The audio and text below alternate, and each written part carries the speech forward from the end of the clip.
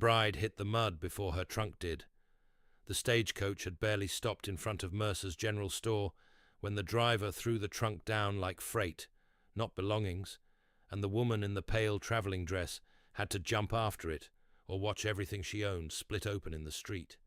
Her boots sank in spring sludge. Wind slapped her skirt against her legs.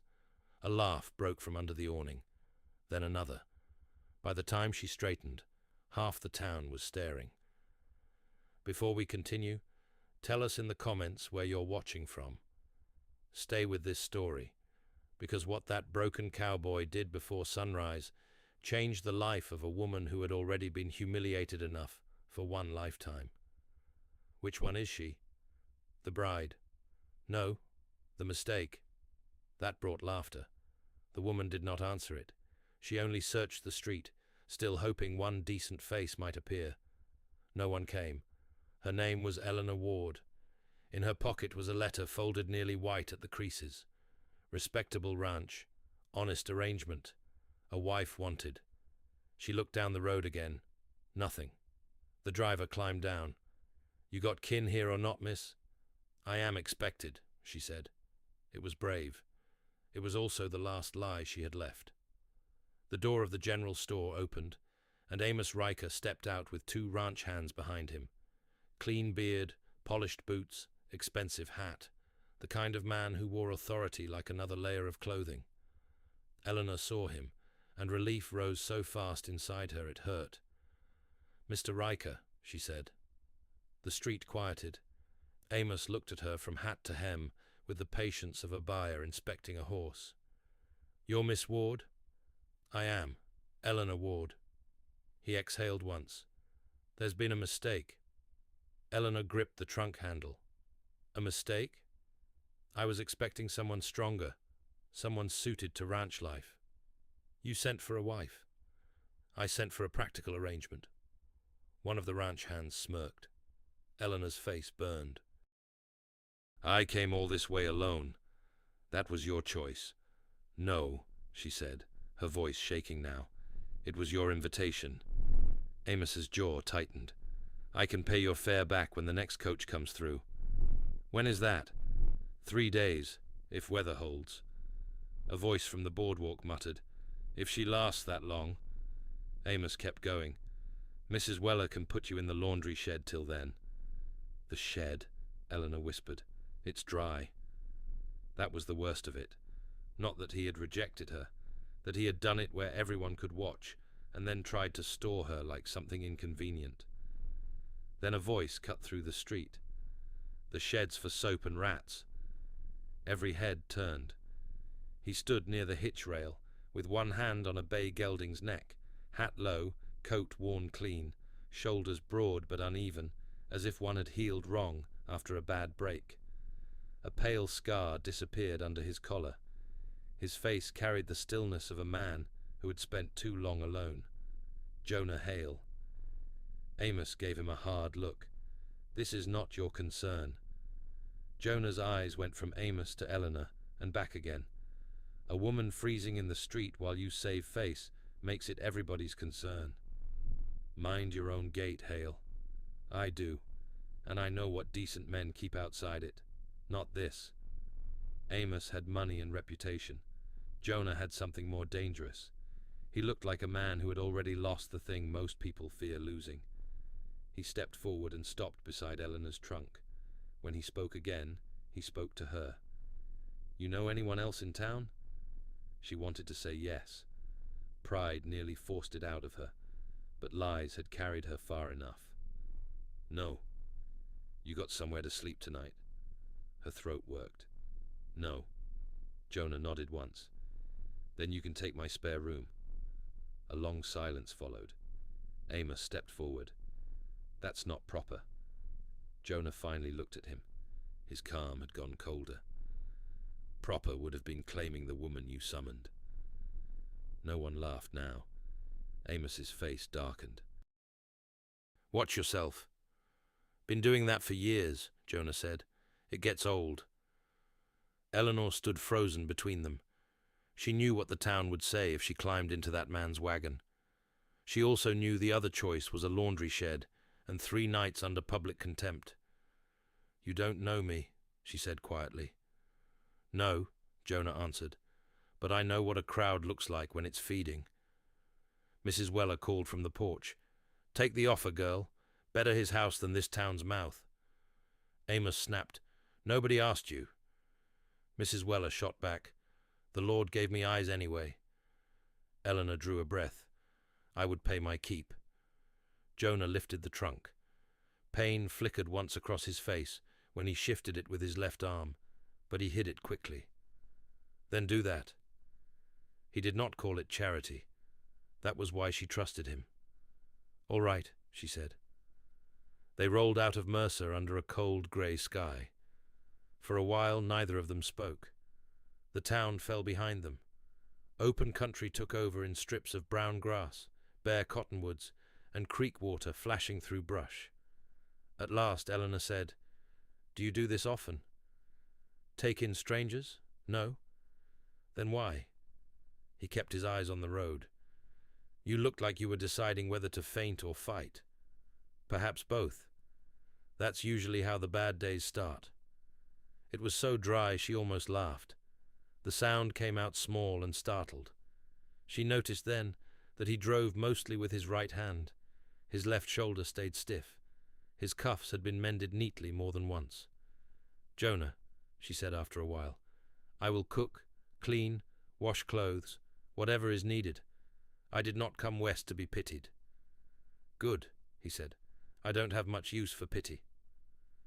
The ranch appeared near sundown beside Cotton Creek. The barn leaned. The windmill turned with a tired groan. The house was plain, weathered, and so quiet Eleanor felt the loneliness of it before the wagon stopped. Inside, the rooms were clean and painfully empty. The table stood centered as if measured daily. 2 tin cups hung by the stove. A Bible sat square beneath a stopped clock. There was no clutter, no softness, nothing that suggested anyone had laughed there in years. "I'll sleep where?" she asked gently. "End of the hall. Water's fresh. Linens are in the chest." "Thank you." He moved toward the stove, but she had already opened her trunk. "Do you object to a fire?" she asked. "No." "Do you object to food?" He looked at her then, almost puzzled. "Depends who's cooking." "I'm offended already." That earned the faintest curve at the corner of his mouth. She rolled her sleeves and went to work. Beans from the crock, salt pork, onion, cornmeal. She scrubbed the skillet, pumped water, set the pot to boil, and coaxed flame into the stove. At first, Jonah stayed near the door, as if warmth itself might be dangerous. Then the smell began to rise. Pork in hot iron, onion softening, cornbread catching in the pan. The house changed with it. Warmth crept into corners that had forgotten it. The stove began that low living hum no empty room can make on its own. "You don't have to do all that tonight," Jonah said. "Yes, I do. I need to feel useful before I sleep in a stranger's home." He gave one quiet nod. "Fair enough." They ate at the table with the lamp burning low. Jonah took a bite of the cornbread and stopped. Eleanor noticed at once. "Is it bad?" He shook his head slowly. "No, just round." She glanced at the skillet. "That is usually the shape of it." A rough sound almost like laughter caught in his throat. "My wife used to make it that way." The room went still. Eleanor lowered her eyes. Then she had good sense. He looked at her a long time after that. There was grief in his face, but something else too. When supper was done, he carried her trunk to the room at the end of the hall. The bed was narrow but clean. A quilt was folded across the foot. "You can bolt the door," he said, "if it eases your mind." She met his gaze. "I don't think you mean me harm." "No," he said, "I don't." Before dawn, she woke to silence. Grey light pressed at the curtains. She stepped into the hall barefoot and found Jonah asleep in a chair near the dead stove, one arm folded across his chest, as if keeping watch had simply worn into sleep. In the weak morning light, He looked older than he had in town. Not old in years, old in sorrow. Eleanor stood there a moment, then moved quietly. She laid fresh wood by the stove, drew water, set coffee to heat, opened the curtain enough to let the morning in. The simplest sounds began, iron touching iron, kindling catching, a cup set gently on wood, a broom whispering over the floorboards. By the time Jonah woke, the fire had taken, steam was lifting from the kettle, and pale sunrise had reached the far corners of the room. He sat up slowly and looked around, at the warm stove, at the swept floor, at the shawl draped over the chair, at Eleanor standing by the window with a tin cup in her hands, no longer a stranded burden from the stage road, but a living presence inside the silence. Nothing grand had happened, no promise, no vow, no miracle. And yet his empty house did not feel empty anymore. By the time the church bell rang the hour, Mercer had already turned Jonah Hale's act of mercy into a scandal. Word moved faster than wagons in a town like that. Before Eleanor finished rinsing the breakfast cups, Mrs. Weller had sent a farm girl with a sack of yeast and a face full of gossip, and before noon, 2 boys rode past the fence twice, just to stare at the windows. Jonah said nothing about it. He only pulled on his coat, checked the cinch on the bay gelding, and looked toward town with the expression of a man preparing to walk into weather he already disliked. "You don't have to go because of me," Eleanor said from the doorway. "I was going anyway." "You're a poor liar." He settled his hat lower. "I'm worse company if I miss feed and nails." She folded her arms against the chill. "And if someone insults me there?" His eyes lifted to hers. "Then they'll have to do it where I can hear." It was not tender. It was not romantic. It was better than either. The wagon ride in felt quieter than the one before. The daylight made everything plainer. The worn cuffs of Jonah's coat, the careful way he favored one shoulder, the fine crack in the leather seat stitched by hand. Eleanor sat beside him in the same traveling dress she had arrived in, though she had brushed the mud from the hem and pinned her hair with firmer hands. Pride was all she had carried west that had not grown lighter on the road. Mercer watched them enter. Men paused at the hitch rail. Women on porches stopped shelling peas. A little group outside the barber shop pretended not to look and failed. Eleanor kept her face forward, but she could feel the weight of their judgment, like grit against skin. Inside the general store, conversation died almost completely. Mercer himself, a dry man with a dry beard and dry manners, looked from Jonah to Eleanor and cleared his throat. "Morning. Need lamp oil, flour, feed grain, and a box of 44s, Jonah said. Mercer fetched the list without comment, but the silence around them was not kind silence. It was the kind that crouched and waited. Amos Riker entered before Mercer had finished measuring the flour. He did not hurry. Men like him never did. He came in as though the room belonged to him by natural law, dustless boots, silver watch chain, 2 ranch hands spreading behind him like a warning. He saw Eleanor beside the counter and let one eyebrow rise. "Well," he said, "it appears the shed was beneath you after all." Jonah's jaw hardened. Eleanor spoke first. "I did not know humiliation could come so polished, Mr. Riker." A few heads turned sharply. Amos smiled, but not with warmth. "You should be careful." "This is a small town, Miss Ward." "I noticed. You arrive under unusual circumstances. Spend the night in a bachelor's house. People might form conclusions." Jonah stepped between them, without seeming to move much at all. "Then let them form one about the man who left a woman in the street." Amos's gaze cooled. "You're making a habit of speaking above your station." Jonah rested one hand on the counter. "No, just level with yours." Mercer muttered, "Gentlemen." But Amos had already decided the room was his stage. He turned enough for everyone to hear him. "For the sake of clarity," he said, "Miss Ward misrepresented herself in correspondence. I asked for a practical wife suited to hard country. What arrived was a woman unprepared for the demands of a ranch and apparently quick to seek shelter where it flatters her best.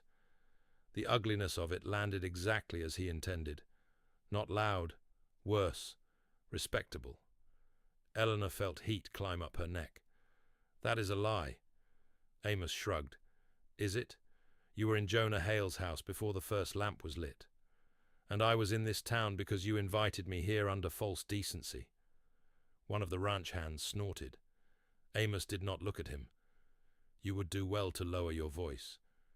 And you would do well, Jonah said quietly, to stop talking before I forget my shoulder still pains in cold weather. That did it. Every man in the store felt the shift. Amos stared at him. Jonah did not blink. At last Amos gave a thin, contemptuous smile. You always did prefer damaged things, Hale. The line hung in the store like smoke. Eleanor saw the effect before Jonah hid it. A flicker, not rage first, hurt, old and deep and quickly buried. She turned to Amos with a steadiness that surprised even her. I would rather be taken in by a damaged man than claimed by a hollow one. Mrs. Weller, from somewhere near the pickle barrel, said, Amen. Mercer coughed into his fist to hide what might have been a laugh. Amos's face hardened by a degree so slight only careful people would have noticed it. Eleanor noticed. You will find, he said, that towns remember these things. They should, Jonah replied. Might shame them into better memory. He paid for the flour, the oil, the feed, and turned away. Eleanor followed him out under a silence sharper than any shouted insult. Once they reached the wagon, she gripped the sideboard harder than she meant to. I have made trouble for you already. Jonah loaded the feed sack with one arm and his good shoulder. Trouble was here before you. Because of him? Because of men like him. She watched him tie down the load. You wanted to hit him. Yes. Why didn't you? He pulled the knot tight. Because he would enjoy it. That answer followed them halfway home. At the creek crossing, Eleanor said, I should leave before this worsens. Jonah kept his gaze on the horse's ears. Go where? I could work in another town. With what money? I could sell something. What? She had no answer. He glanced at her only once. Stubbornness buys less than people think. I am not trying to be difficult. I know. His voice softened by a grain. You're trying not to feel cornered. The truth of it stung. She looked out at the scrub and the low sky and said nothing more. Back at the house, she unpacked the rest of her trunk. The act made her situation feel both more real and more dangerous. Dresses carefully folded for a marriage that had never begun. A hairbrush wrapped in linen. Her mother's Bible. A packet of letters tied with blue thread. A brooch too cheap to sell and too precious to lose. She set each thing in the narrow room and understood with painful clarity that she owned almost nothing that could turn into survival. At supper, Jonah spoke little, but not from coldness. He seemed to ration words the way some men ration whiskey, not because he loved silence, but because too much loosened things he preferred nailed down. Still, when she reached for the kettle, he took it first. When she carried in wood, he said, not the larger logs. When the lamp guttered, he trimmed it without being asked. Care, she was beginning to learn, did not always arrive dressed as gentleness. The next morning she asked, Is there work in town a woman might find without becoming someone's servant in name and target, in fact? Jonah drank his coffee. Laundry, sewing, kitchen work at the hotel if Mrs. Pierce has lost another girl. Why does she lose them? She pinches wages and insults breathing. Wonderful. He set down his cup. You can also keep house here and stop looking at the road every hour like it owes you money. I do not want to live off your grief. His eyes rose to hers, unreadable. Then don't. Live off your work. She found herself in town again that afternoon, this time alone in Mrs. Weller's company. The older woman had invited her into the wagon with a briskness that allowed no refusal.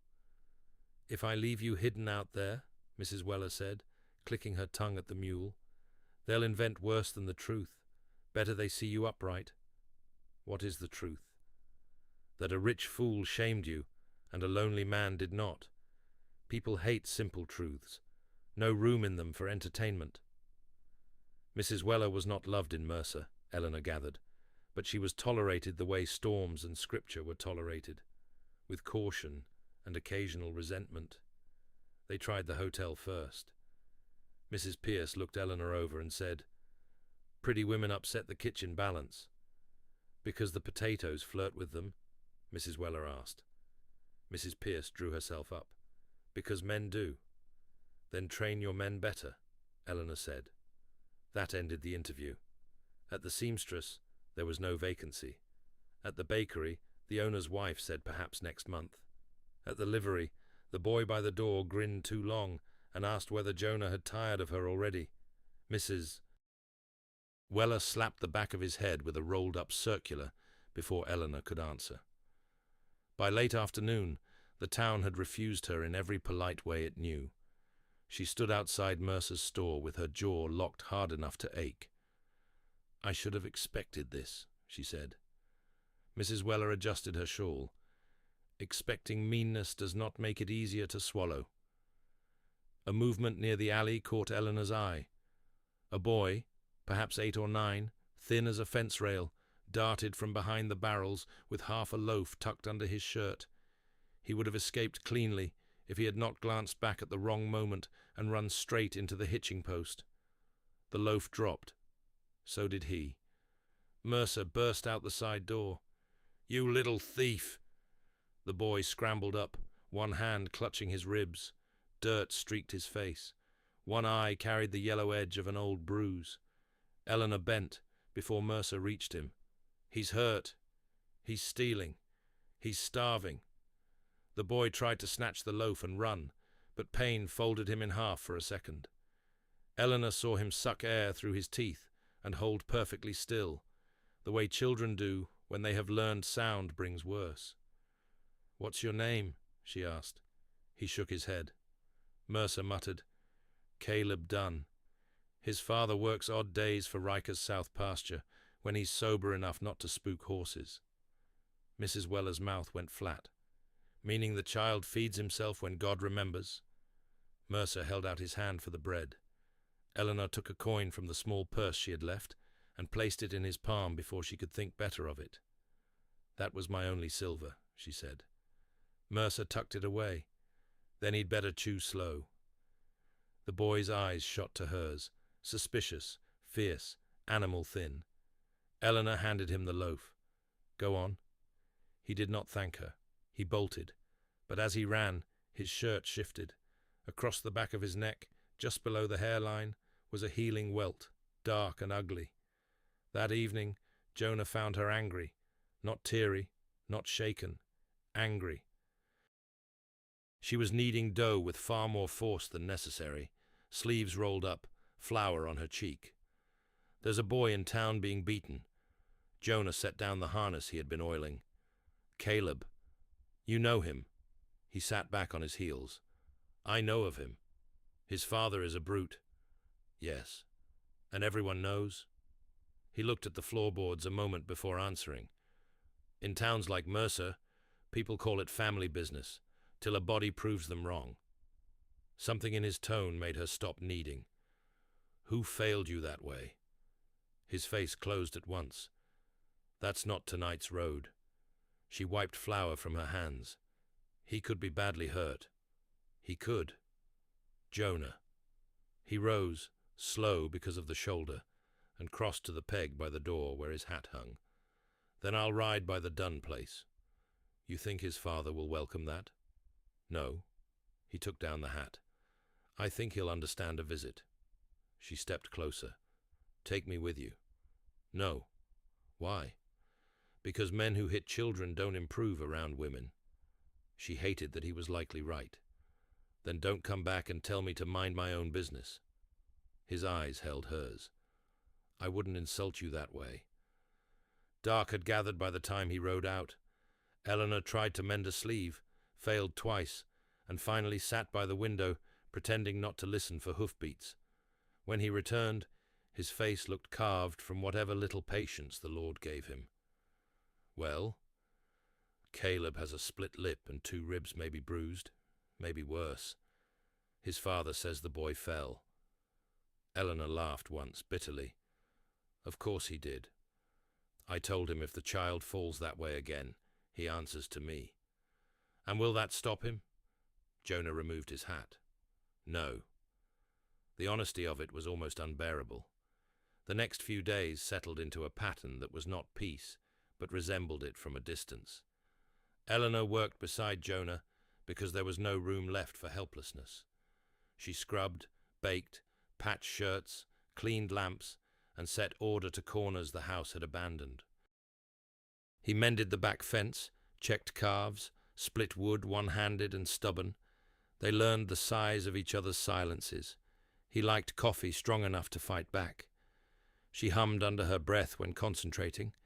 He never sat with his back to the door. She folded every cloth twice. And then Caleb began appearing, first by the barn, watching the mare with hollow caution, then near the pump, pretending to be interested in the bucket chain, then at dusk behind the woodpile, where Eleanor found him trying to warm his hands against the stones that had kept the day's heat. "You'll freeze skulking like an outlaw," she said. He flinched so hard she softened at once. "I'm not sending you off. Here." She offered half a biscuit. He stared at it, then at her, as if kindness must be a trick with a second hand hidden behind its back. From the yard, Jonah's voice came calm and low. "Take it, boy. She bakes angry, but it still tastes fine."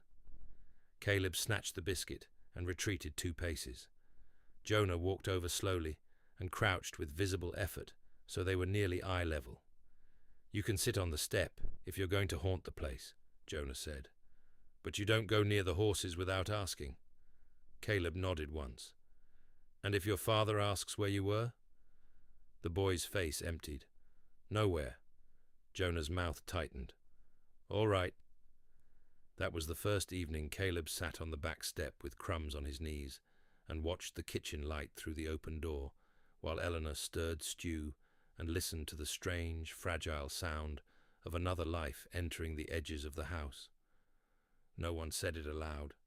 Not Jonah, not Eleanor, certainly not the boy. But when Caleb left, Eleanor noticed Jonah standing in the doorway long after dark, looking toward the road, as if the sight of a child walking away into it cost him more than he knew how to admit. Caleb returned the next night with a black eye that had not been there before.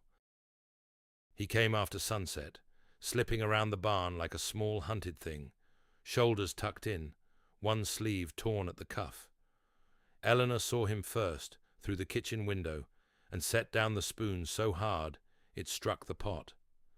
"He's back." Jonah was at the table with the harness spread out before him. He rose at once and crossed to the door. Caleb flinched when it opened, not because Jonah moved too fast, but because the boy had learned to fear doors opening in the dark. "You alone?" Jonah asked. Caleb nodded. "Come in." The boy hesitated. Eleanor stepped into the lamplight with a folded cloth in one hand. "If you make me stand here with warm stew getting cold, I'll be deeply offended." That made no smile, but it made him move. He entered as if expecting someone to shout that he had dirtied the floor. He stood just inside the threshold, hatless, thin chest lifting fast, one hand pressed under his arm, where his ribs still bothered him. Up close, the bruising was worse than it had looked in town. The skin around one eye had purpled deep. There was dried blood near his ear. Eleanor's voice changed without her meaning it to. "Who did that?" Caleb looked at the floor. Jonah shut the door behind him. "Was it your father?" The silence answered first. Then Caleb said, "I dropped a pail." Eleanor closed her eyes once, not because she believed him, because children should never have to learn that kind of lie. "Sit," she said softly. He sat on the edge of the chair as though ready to bolt from it. While she cleaned the cut near his ear, Jonah crouched by the stove and stirred the fire lower. He kept his back turned at first, perhaps to make the boy less afraid, perhaps because anger had set so hard in him it needed a moment's cover. "You eat today?" Jonah asked. Caleb shrugged. "That means no," Eleanor said.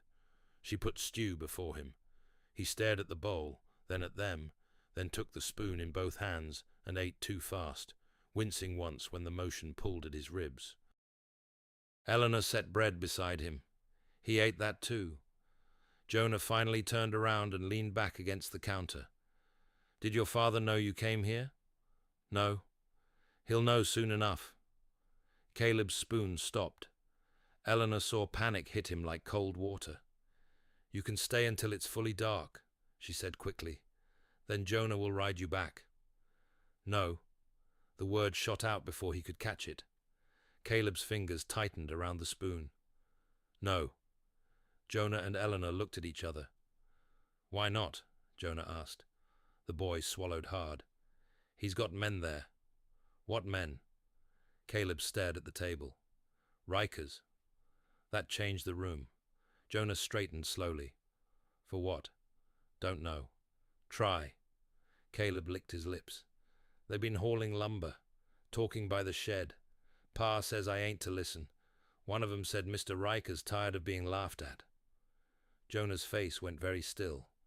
Eleanor set the cloth aside. "Laughed at over what?" The answer came from Jonah, not the boy. "Over you." He did not soften it. He did not need to. The truth was ugly enough whole. Caleb's voice dropped lower. "Pa said if I told, he'd skin me." Eleanor knelt beside the chair. "Listen to me. You did right telling us." The boy's eyes flicked to her, wary and hungry for belief at the same time. "You ain't mad?" "Mad?" She gave a short, sharp breath. "I'm trying very hard not to march into town with this stew pot and improve several men's manners with it." That did it. Caleb's mouth twitched. Jonah saw it too, and something unreadable moved through his gaze. After the boy finished eating, Eleanor found an old shirt of Jonah's and cut it smaller at the sleeves so Caleb could have something clean. Jonah said nothing while she worked. He stood by the door with his hat in hand, like a man listening for distant weather. When Caleb finally dozed off in the chair, exhaustion winning over caution, Eleanor lowered her voice. "You cannot take him back there tonight." Jonah looked at the sleeping child. "If I keep him, his father comes here drunk and loud. If you return him, he gets beaten for speaking." "Yes." "Then why are you still standing there like this is a choice?" His jaw flexed. "Because choices have consequences. So does cowardice." The word landed hard. Eleanor regretted it at once, but Jonah did not flare. He only looked at her with a kind of bleak patience. "I buried my wife and son in the same week," he said. Everything in Eleanor went still. He did not raise his voice. That made it worse. "After that, every bad decision in town suddenly became my business. Every hungry child, every sick widow, every fool husband with whiskey in his blood and a fist in his hand. You know what happens to men who keep opening the door to every sorrow between one fence post and the next?" Eleanor said nothing. "They go under it." The room held only the crackle of the stove and Caleb's thin breathing. Jonah spoke again, lower now. "I've spent years learning the difference between kindness and drowning." Eleanor's anger did not disappear. It changed shape. "And have you learned it?" His eyes lifted to hers. "No." That honest answer took the sting out of everything else. She sat back on her heels. "What were their names?" He did not ask her what she meant. "Sarah," he said after a moment. "My wife. Thomas was 5. Eleanor looked toward the sleeping boy. "Fever?" He nodded once. "I'm sorry." Jonah's gaze stayed on Caleb. "So am I." There was nothing to add to that. The dead did not grow easier under conversation. But something in the room had shifted, not resolved, opened. Eleanor stood and moved closer to the window. I did not come west because I was foolish enough to dream of silk curtains and easy love. No, no. She folded her arms. My mother died owing money. My brothers married and moved on. The room I rented had one cracked basin and a landlady who measured soup as if mercy cost extra. I taught children their letters until the school shut. After that, I sewed, mended, copied sermons for a pastor with weak eyes and a weaker spine. Everywhere I went, there was always a man willing to explain why hunger ought to make a woman grateful. Jonah listened without interrupting. When Mr. Riker's letter came, she said, I knew it was a bargain, not romance. I knew he wanted labor dressed as respectability. But I also knew winter was coming, and I was tired of living like one missed meal would erase me. Jonah lowered his eyes. He had no right. No, but men like him rarely wait for permission. The lamplight caught on the side of his face, on the scar near the collar, on the line grief had cut from nose to mouth and never quite released. And now you're here. Yes. Eleanor looked around the room. In a house where no one has lied to me except about how terrible your coffee is. A sound escaped him then.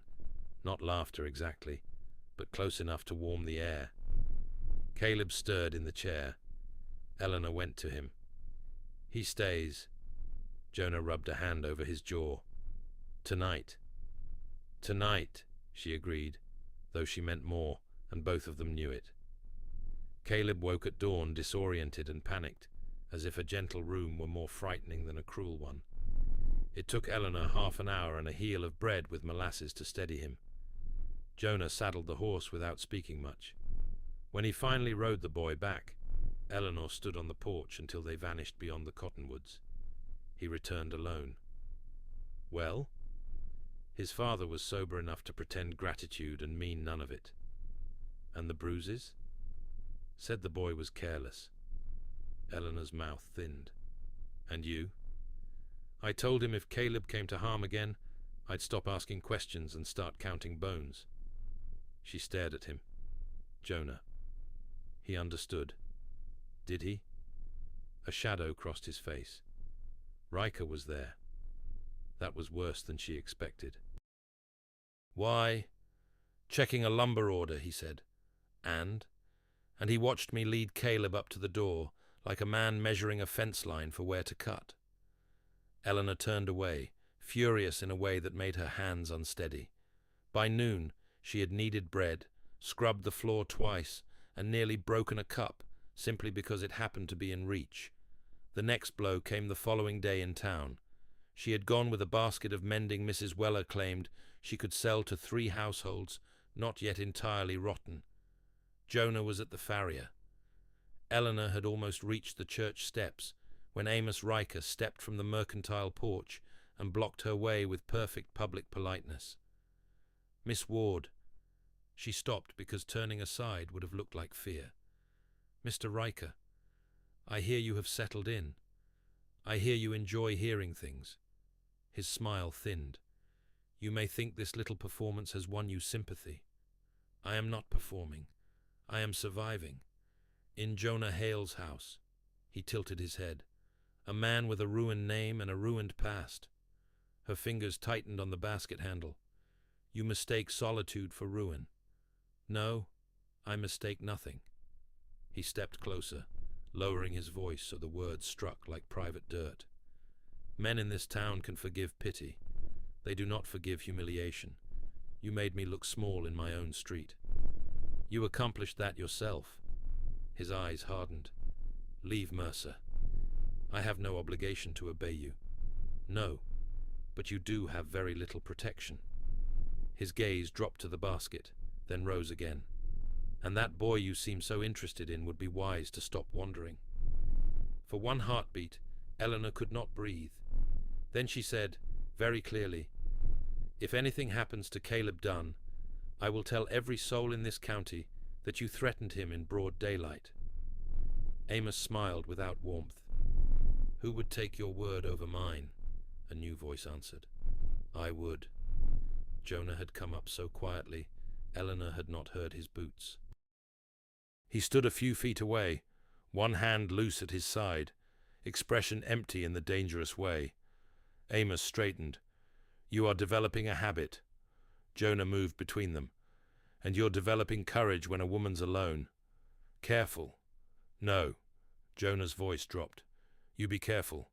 You say another word about her or the boy, I'll drag you off this street and let Mercer's chickens judge who stands up first. People had begun to slow nearby, not crowding openly, listening. Amos noticed it too. His nostrils flared once. You think this town belongs to you because people feel sorry for your losses. Jonah took one step closer. I think men who threaten women and children should learn to whisper. For a second, Eleanor truly thought Amos might reach for him. Instead, he gave a short laugh full of poison and stepped back. This ends badly, he said. Jonah did not move. Only for one of us. Amos turned and walked off with the rigid back of a man who had been denied an audience he believed himself owed. Eleanor let out the breath she had been holding. You heard that? Enough. He mentioned Caleb. I know. The farrier's hammer rang in the distance. A wagon creaked by. Life kept moving because towns are expert at pretending evil is a private inconvenience. Jonah took the basket from her. You're done in town. No. He looked at her. I am frightened, Eleanor said. I am not done. Something like respect passed across his face. Then stay close. Caleb came that night before the moon had fully risen. He did not come by the barn this time. He came straight to the back door and knocked once, a small, desperate sound. When Eleanor opened it, he nearly fell inside. There was blood on his sleeve. Jonah was on his feet before the boy spoke. Pa found the shirt, Caleb whispered. Said I'd been begging. Said I shamed him. Eleanor drew him in, shut the door, and saw the welt across the child's forearm, red and raised where a strap had kissed and kissed again until it tore skin. No, she said under her breath. No more. Caleb's face crumpled not into tears, but into something harder to witness, relief so profound it looked like collapse. Jonah stared at the wound, and Eleanor saw the last of his careful distance burn away. He went to the washstand, poured water into the basin with hands that had gone too steady, and said, He stays. Neither of them argued. Neither of them asked for how long, because by then the answer was already in the room. The trouble stopped pretending to be gossip 3 days later. It arrived with a badge. Eleanor was hanging shirts on the line behind the house when she heard horses in the yard and looked up to see Sheriff Bell riding in beside Amos Riker, as if the two men had long ago agreed which one carried the law and which one used it. 2 of Riker's hands followed behind them. Jonah came out of the barn wiping dust from his palms, his face unreadable until he saw who had come. Bell swung down first. He had a wide stomach, a damp mustache, and the slow, practiced voice of a man who liked sounding reasonable while standing next to cruelty. Morning, Hale. Jonah stopped in the yard. It was. Bell glanced toward the house. We've had a complaint. From who? Riker answered before Bell could. From a father whose son has been enticed away. Eleanor stepped forward before Jonah could stop her. Enticed? Riker's gaze slid to her. You've taken a child into an improper household and turned him against his parent. The word improper was chosen for the town, not for the truth. Caleb, who had been crouched behind the water barrel with a bit of twine and a broken wheel, went perfectly still.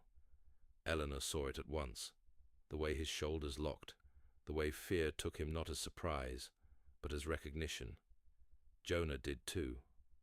No one turned him against anything, Jonah said. He came here because he was being beaten. Sheriff Bell sighed through his nose. That's a serious claim. It ought to be. Bell shifted his weight. And yet I've seen no formal complaint. Eleanor laughed once, sharp and disbelieving. From a boy who flinches when a door opens? Bell looked faintly annoyed at being made to sound like himself. Ma'am, a child's upbringing is ugly in many homes. That does not make it criminal every time a father raises discipline. Caleb's eyes had gone to the ground. Eleanor wanted to put herself between him and all of them. Discipline, she said. He has welts on his arms, bruises on his ribs, a split lip. Is your badge blind? Bell's face cooled. Mind your tone. Mind the child. Riker took one step toward the porch. This is exactly the kind of hysterics I warned Mercer about. She causes disorder everywhere she goes. Jonah moved before the last word fully left the man's mouth. Not fast, not wild. Just far enough that Riker stopped where he was. You stay where you are. Bell lifted a placating hand. Nobody's here to fight. Riker kept his eyes on Jonah. The boy comes back with us. At that, Caleb made a small sound and backed against the barrel. Eleanor turned. Caleb. He shook his head so hard it seemed to hurt him. Please. That one word ruined any pretense left in the yard. Jonah looked at Bell. You heard that. Bell looked away from the boy and toward the fence, the horse, the sky, anywhere except the place a decent man ought to look. Children get dramatic. The disgust that crossed Jonah's face was colder than anger. So do men hiding behind office. Bell stiffened. Careful, Hale. No, Jonah said. You came to my land for a child who's safer here than under the roof that made those marks. You be careful. Riker had had enough of patience. This is what comes of letting grief curdle into self-importance. You think because your house is empty, you can fill it with whatever doesn't belong to you. Jonah's right hand closed once at his side. Eleanor saw the tendon jump. Then Caleb did the bravest thing he had perhaps ever done in his life. He stepped out from behind the barrel, eyes wet but steady, and said to the sheriff, I don't want to go. Bell looked at him at last. Son, I don't want to go. Riker snapped, Boy, you'll mind yourself. Caleb flinched. That flinch told more truth than any witness in Mercer. Eleanor drew the child behind her skirt. Jonah did not take his eyes off Riker. For a moment the wind was the only sound in the yard, dragging across the fence posts, lifting the shirts on the line so they cracked like warnings. Then Bell said, in the tone of a coward inventing procedure, I can't remove him by force without the father present to press the claim proper. But I advise against interference, Hale. People are already talking. Jonah answered, Then let them wear their tongues out. Bell mounted up, looking irritated that decency had required even that much. Riker lingered a second longer. This won't hold, he said. Jonah's voice dropped lower. Neither will your teeth if you come for him through my door. Riker smiled in that thin way of his. Threats are easier than burying the truth. Jonah did not blink. Ride. When they were gone, the yard stayed tense as wire. Caleb was trembling. Eleanor knelt and put both hands on his shoulders. You did very well. His face crumpled. He'll be mad. Yes, she said honestly. He will. The boy's lip shook. Then he'll come. Jonah looked toward the road where the riders had vanished. Let him. But Eleanor heard what sat under the words. Not confidence, readiness. That night the wind rose. By sundown it was already pushing dust in long grey sheets over the pasture. The cottonwoods bent and hissed. The old windmill gave out a tired metal groan every few turns. Jonah checked the barn latches twice, stacked extra water by the kitchen wall, and brought in more wood than the stove should have needed. Eleanor watched him move through the chores with the concentration of a man who knew storms were never only weather. Do you expect trouble tonight? She asked. He did not answer at once. I expect men to like bad weather when they mean harm. Caleb sat at the table with a slate Eleanor had found in a drawer. He had been tracing letters all afternoon in awkward, careful strokes, tongue pressed to one corner of his mouth. At Jonah's words, the chalk snapped in his fingers. Eleanor put a fresh piece beside him. Keep going. He looked at the black window. What if Pa comes? Jonah laid another log by the stove. Then he knocks. And if he don't? Then I hear him anyway.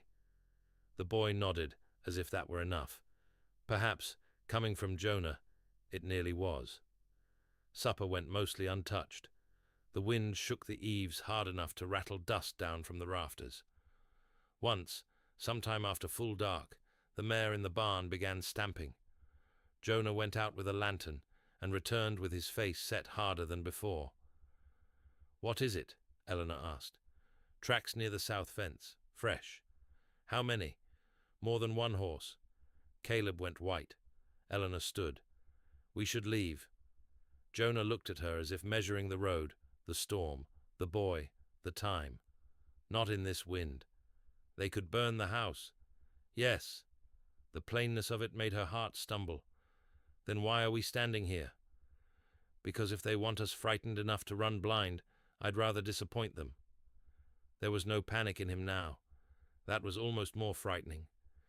He moved to the mantel, took down the rifle, checked the chamber, and set it by the door. Then he drew the curtains fully, banked the lamp lower, and told Caleb, "You stay away from windows." The boy slid off the chair and went at once to Eleanor's side. An hour later the knocking came, not with knuckles, with a fist. 3 hard blows against the front door. Then a voice from outside, drunken and ragged and dangerous.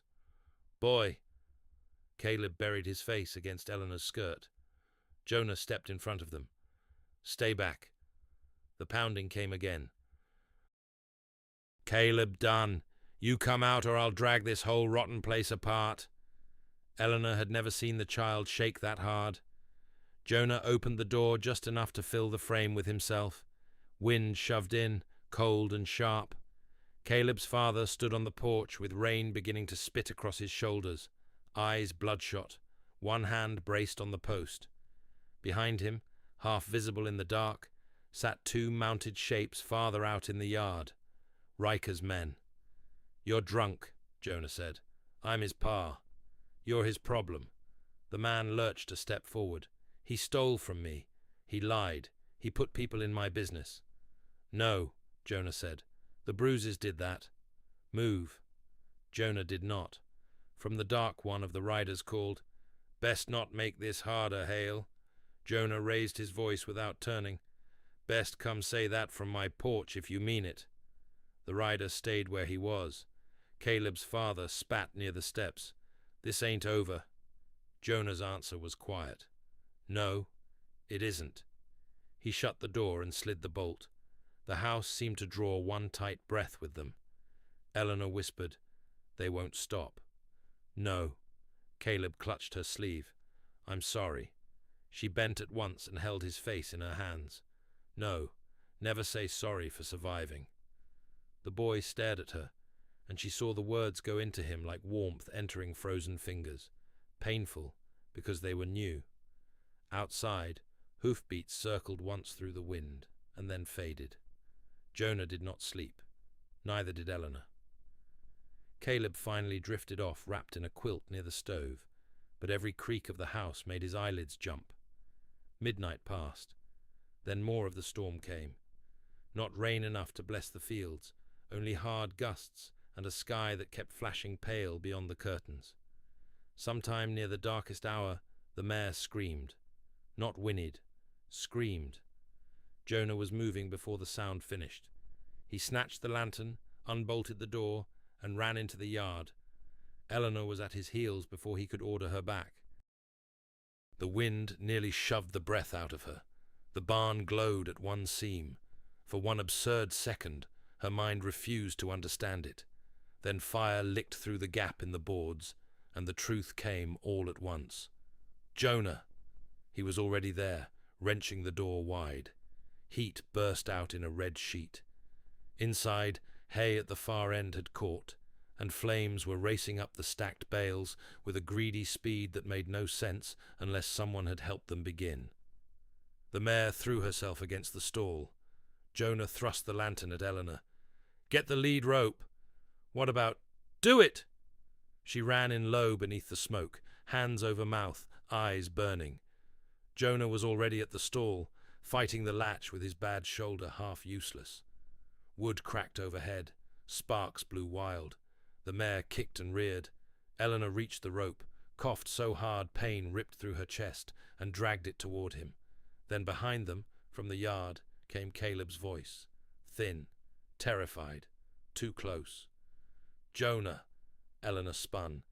The boy had come out of the house, and one of the fire-startled geldings, half mad with smoke and noise, had broken loose from the side pen and was careening across the yard straight toward him. "Caleb, move!" she screamed. He froze. Everything happened at once. Jonah shoved the mare free with one final violent wrench and launched himself out of the barn door.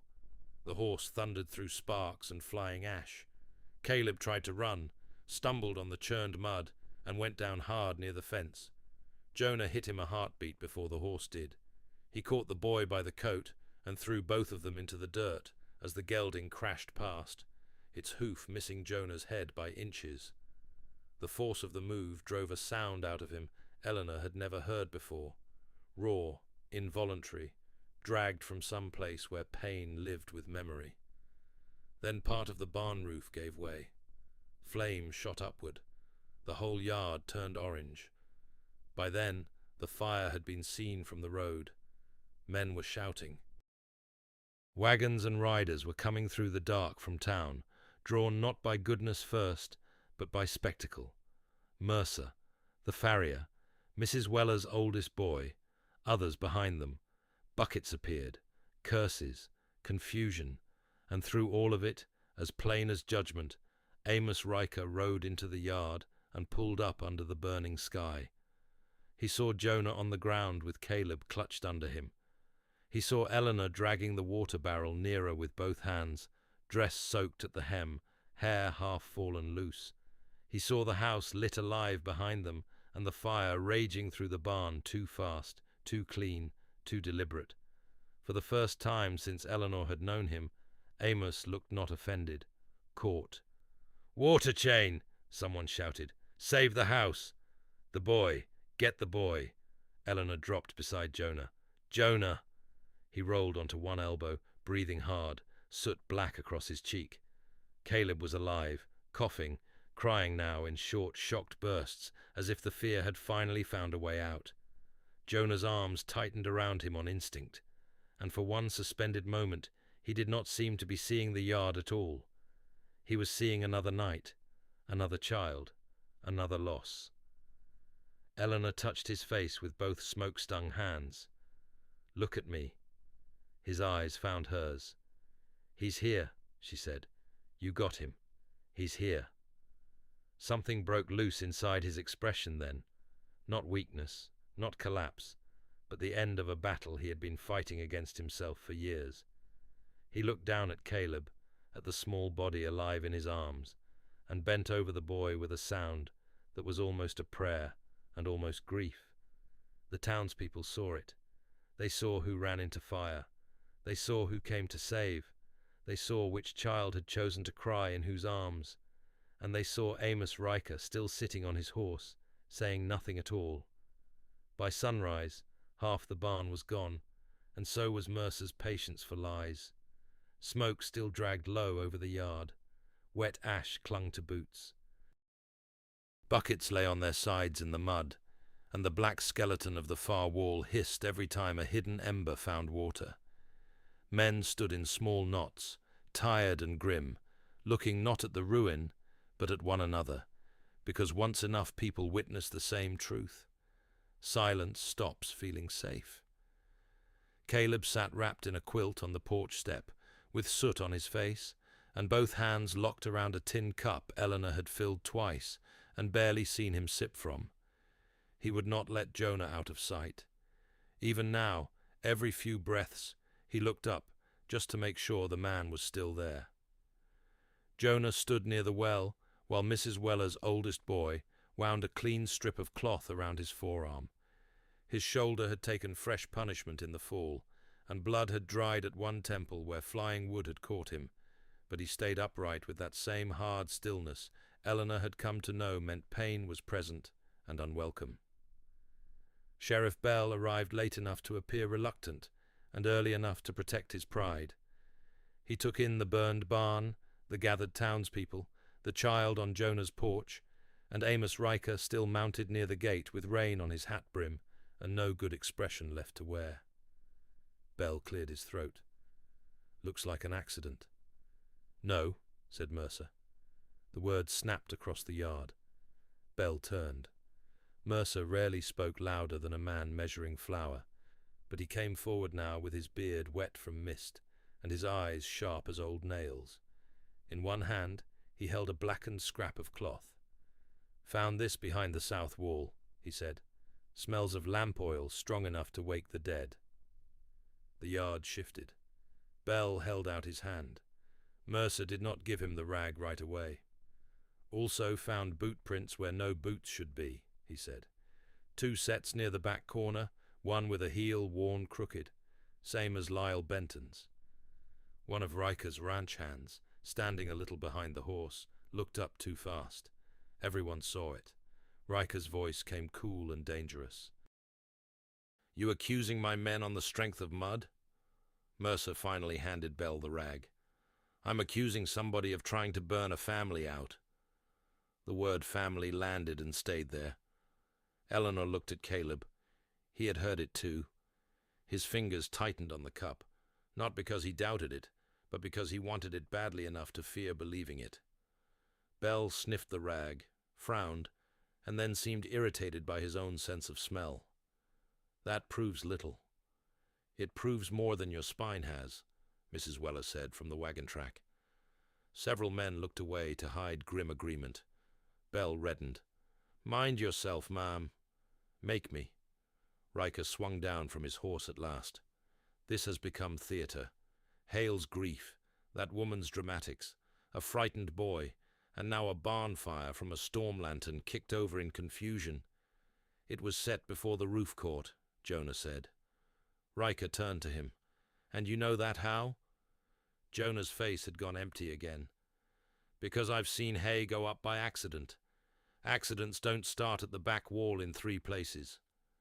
That murmur moved through the crowd, like wind through grass. The farrier spat into the mud.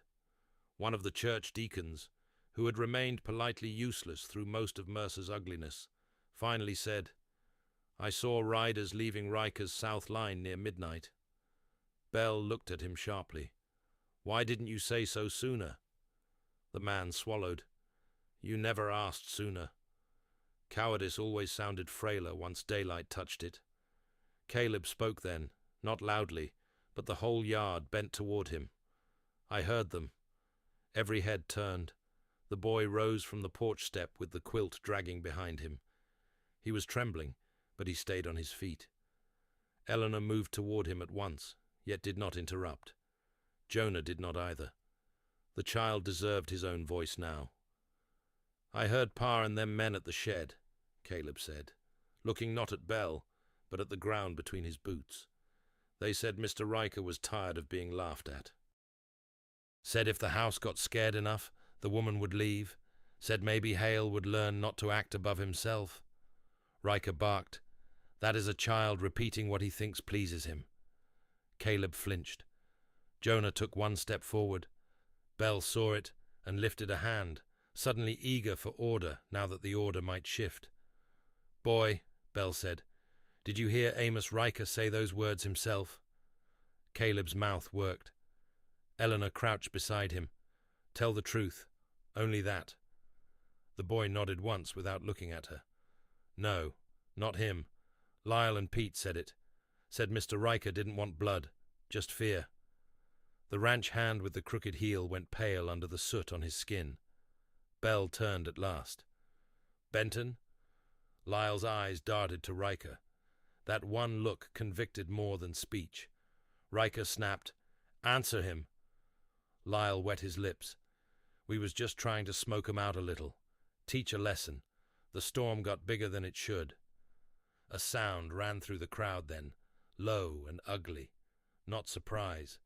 Disgust, finally given permission. Bell stared. You set the fire? Lyle swallowed. Pete poured the oil. Pete swore and lunged at him with both hands. Men grabbed them before the fists landed. In the struggle, truth spilled faster. It was your order. No, it was his. Mr. Riker said frighten 'em. I said no flames near the house, Riker roared. You damned fools, hold your tongues. Too late. Silence followed. Heavy. Absolute. Bell looked from the men to Riker and seemed to understand that the crowd had already judged what his badge had delayed. His voice came out thinner than before. Amos Riker, you'll surrender your firearm. Riker stared at him in disbelief. You cannot be serious. Bell held out his hand. Do it. For one dangerous second, Eleanor thought Riker might draw instead. Jonah shifted almost invisibly. So did Mercer and the farrier and Mrs. Weller's boy with the bucket handle still in his fist. Power is a fragile thing when it discovers no one is impressed anymore. At last, Riker yanked the revolver free and slapped it into Bell's palm. This town will regret choosing sentiment over standing. No, Jonah said. It'll regret waiting this long to choose at all. Bell took Lyle and Pete first, mostly because they were easiest to lay hands on. Riker was not led away in irons then and there. Men like him were rarely made to fall all at once. But the ground had opened under him. Everyone could feel it. When the yard finally began to empty, Mrs. Weller climbed the porch and set a covered dish by Eleanor's elbow. Stew, she said, and 2 loaves. I'd have brought pie, but this morning seemed to call for truth more than pastry. Eleanor, exhausted enough to laugh and cry at once, touched the older woman's sleeve. Thank you. Mrs. Weller looked toward Jonah, then at Caleb. Keep the boy in sight. There are men who grow meaner when shame gets hold of them. We will, Eleanor said. The old woman nodded. Good. Also, your biscuits are better than mine, and I dislike admitting it. Then she went, which was her form of tenderness. By afternoon, the pain in Jonah's shoulder had turned his silence sharper. Eleanor caught it in the way he reached for the kettle, in the slow breath he took before sitting, in the sweat that stood briefly at his temple while he thought no one saw. She waited until Caleb had fallen asleep on the settle by the stove before she said, Take off the coat. Jonah looked up from the chair. No. Yes. I've had worse. I'm sure male pride has had worse too. Remove the coat. That almost earned a smile, but he winced instead, trying to shift the arm. Eleanor came behind him and helped slide the sleeve down. Beneath the shirt, the shoulder had swollen angry and dark, where old damage had met fresh violence. She drew in a breath. Jonah, it'll settle. That is not what settled looks like. He stared at the stove. You should rest. So should you. He let her bind it in silence. The room was very still. Caleb slept curled under the quilt, with one fist tucked beneath his cheek, the face of a child at peace so unfamiliar it looked younger than it had in daylight. Eleanor tied the bandage and stepped back. You nearly died. Jonah's answer came after a long moment. I know. For him. Yes. She moved around the chair until he had to look at her. Because you could not lose another child? His eyes changed. Because I could not watch one be taken while I still had arms enough to reach, he said.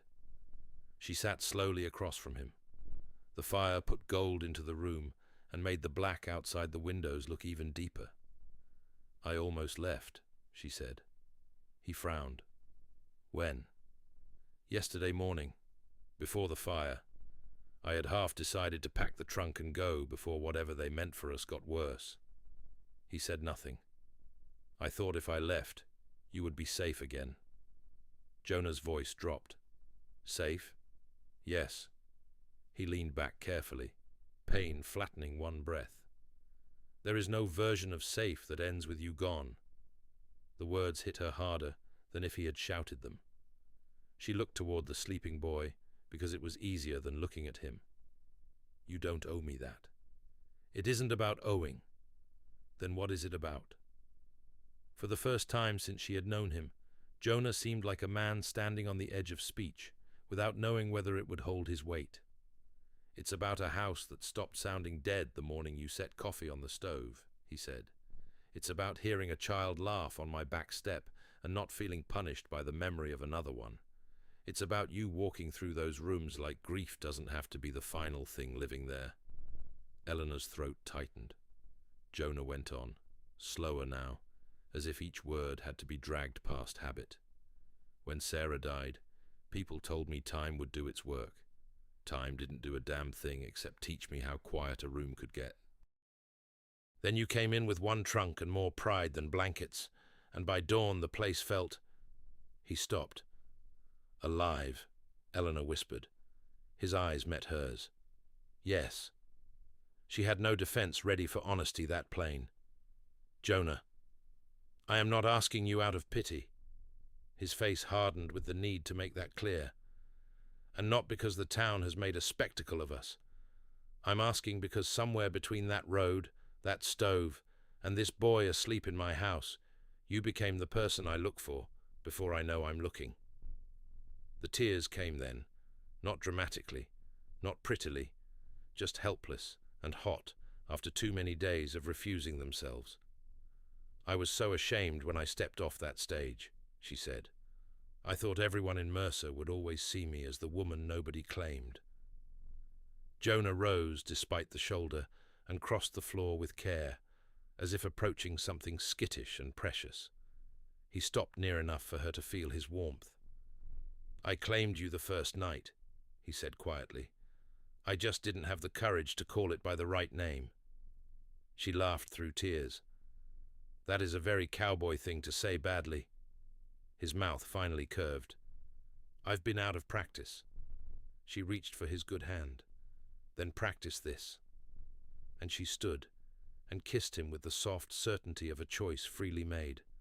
No audience saw it. No town approved it. No preacher witnessed it. It was still the truest thing either of them had touched in years. Caleb woke the next morning to the smell of bread and the sound of low voices, and for one panicked instant he did not know where he was. Then he heard Eleanor say, "Don't let him carry that. He'll drop it to look useful." And Jonah answer, "He gets that from you." And the fear left his face before he was fully awake. He sat up under the quilt. Morning light lay pale and clean across the floorboards. The worst of the smoke smell had drifted away. One window stood cracked for fresh air. At the table, Eleanor was setting out plates. Jonah was splitting dried apples into a bowl with his pocket knife one-handed and badly. She took the knife from him after a moment, and he surrendered it without argument, which struck Caleb as a kind of miracle. The boy stayed very still, watching. Eleanor looked over first. "There he is." Jonah turned. "You hungry?" Caleb nodded. "Good," Eleanor said, "because I made enough for a small army, and there are only 3 of us, unless the sheriff brings his conscience by for breakfast." Caleb gave a startled little laugh. Jonah pulled out the chair beside his own. "Come sit." The boy slid off the settle and crossed the room slowly, as if afraid the scene would vanish if he moved too fast. He sat. Eleanor put a plate in front of him.